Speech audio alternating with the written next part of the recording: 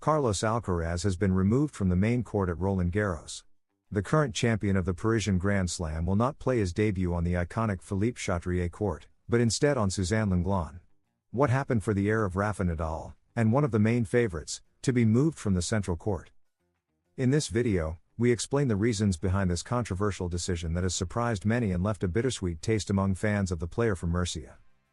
Carlos Alcaraz is the reigning champion of Roland Garros. In 2024, he claimed his first title in Paris after an epic semi-final against Jannik Sinner and a grueling final against Alexander Zverev.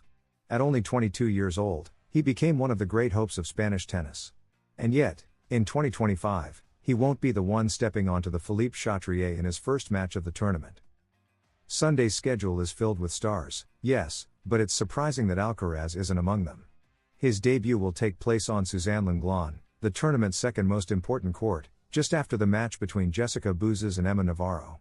His match against Italian Giulio Zepieri, who replaced the injured Kei Nishikori, will be played around 1 in the afternoon.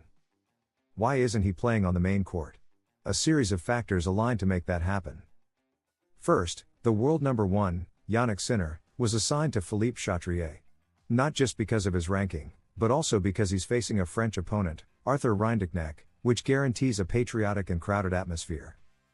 Second, the third slot on the main court was reserved for a special farewell, that of veteran Richard Gasquet, possibly playing his last Roland Garros. The French Federation wanted to pay tribute to him by having him face another local player, Terence Atman. And if that weren't enough, the day's schedule also includes 2 high-interest women's matches, the headline clash between Paula Badosa and Naomi Osaka, and the world number 1, Iga Świątek, opening the day. In short, between tributes, the world number 1, and stars of the women's circuit, there simply was no room for Alcaraz. Although his wish to play during the daytime session was fulfilled. Being the champion no longer guarantees a place on Philippe Chatrier. Carlos Alcaraz has now learned this the hard way, as he will debut far from the court where he was crowned a year ago. Is it fair or not? We leave that to your judgment. What's clear is that the Spaniard remains focused on his goal, to defend the title and continue his journey toward becoming the new king of Roland Garros. And even if he does it from Suzanne Lenglen, his tennis has the power to conquer any stage. Is Lorenzo Museetti ready to dethrone the tennis titans at Roland Garros? The young Italian, one of the most promising sensations on the ATP circuit, has made a bold statement: "I've never felt so confident in my tennis." With his sights set on Carlos Alcaraz and Jannik Sinner, Museetti wants to go from promise to champion.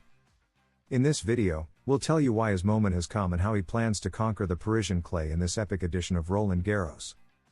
At just 23 years old, Lorenzo Museetti has established himself as one of the great clay court specialists. This season has been the most solid of his young career, reaching the final of the Monte Carlo Masters 1000 and making semifinals in Madrid and Rome. His elegant tennis, one-handed backhand, and growing maturity have put him on everyone's radar. Currently ranked number 7 in the world, Museetti has declared that he feels more prepared than ever, both physically and mentally. And he's not afraid to name names.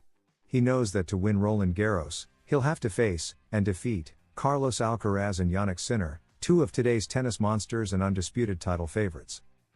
Musetti's history at Roland Garros is modest but full of promise. He has a record of 8 wins and 4 losses in Paris, where he has already shown flashes of brilliance against top players.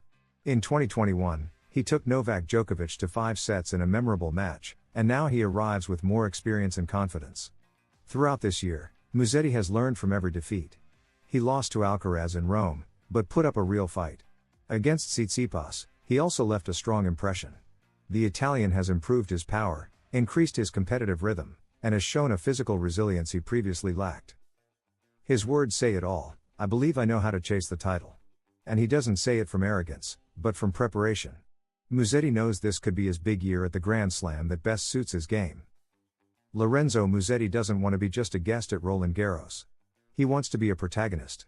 And although his rivals are the favorites, he arrives with a winning mentality, an impeccable clay season, and a game that enchants fans and analysts alike.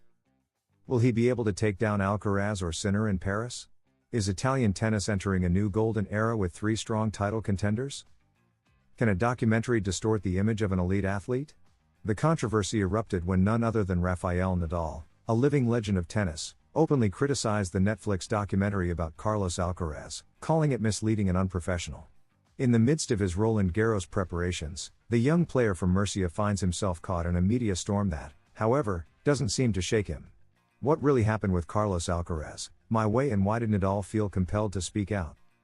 Stay with us to discover all the details behind this controversy that has shaken the tennis world.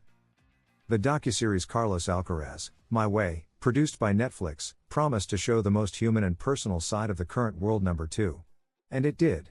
Although perhaps not in the way his fans expected. The documentary portrays a young, cheerful, and ambitious Alcaraz, but it also emphasizes his desire to enjoy life like any 22-year-old, with scenes showing his love for parties and moments of distraction away from the courts. That raised red flags. In a key scene, both his agent and his coach expressed doubts about whether that lifestyle could affect his performance. What seemed like an intimate look quickly became the subject of criticism, even from within the tennis circuit. Rafael Nadal, one of the world's tennis icons and a role model for Alcaraz, broke his silence. In an interview with Diario AS, he made his opinion clear: the documentary doesn't reflect his personality or how he lives his career. He doesn't come across as a player who trains, but as someone who loves partying. And that's not true. According to Nadal, what was shown is unfair, as Carlos is a great professional, very hardworking, and committed to his development. In response, Alcaraz didn't take long to reply. Without confrontation, the Spaniard responded calmly and maturely, "I've worked very hard to get here. For years I sacrificed a lot when I was younger to reach my goal," he said. He added that the documentary doesn't affect him and that he remains focused on his path, always guided by his team, family, and friends. Although the controversy has generated a lot of noise, it hasn't distracted him from what really matters: Roland Garros. Alcaraz arrives as the defending champion and one of the top favorites, ready to defend his crown on clay. In a last-minute twist, his first opponent also changed. He was set to face Kei Nishikori, but the Japanese player's injury removed him from the tournament, making way for Italian Giulio Zepieri, who came through the qualifying rounds. This change in the draw doesn't reduce the pressure; all eyes are on him now more than ever. And the documentary controversy has added another layer of media attention that follows him at every step. Amid criticism, support, and endless expectations, Carlos Alcaraz shows that his strength lies not only in his tennis, but also in his mental resilience. That Rafael Nadal came to his defense is no small thing. It's a sign of respect, but also a warning: not everything shown is true. Alcaraz remains focused on what matters: the next Grand Slam. And while some discuss his image, he keeps building his legacy, point by point, on the court. What happens when the script changes at the last minute? Carlos Alcaraz had everything set for a high-level debut at Roland Garros 2025 against Kei Nishikori, a veteran with plenty of experience. But an unexpected injury to the Japanese star forced a rewrite. And a new opponent. Now, the Spaniard will face Giulio Zepieri, a young Italian who came through qualifying and, on paper, poses a much smaller challenge. Is it really a favorable change? Can Alcaraz afford to be confident, or could this sudden shift backfire? Stick around, because this is just getting started. Carlos Alcaraz arrived in Paris on a high, having won the Rome Masters 1000 and with the goal of defending his Roland Garros title. His debut was scheduled for Monday against Kei Nishikori, a dangerous opponent known for his quality, history on the circuit, and veteran experience. Although he wasn't at his peak, the Japanese player was still one of the most dangerous names in the draw. But Nishikori's health let him down again. A new injury forced him to withdraw before even stepping on the court. Thus, a match that promised experience and intensity disappeared from the schedule. And with it, a new chapter began for the Spaniard, facing Italian Giulio Zepieri. Zepieri, only 23 years old and currently ranked 306 in the world, reached the main draw after winning 3 qualifying matches without dropping a set.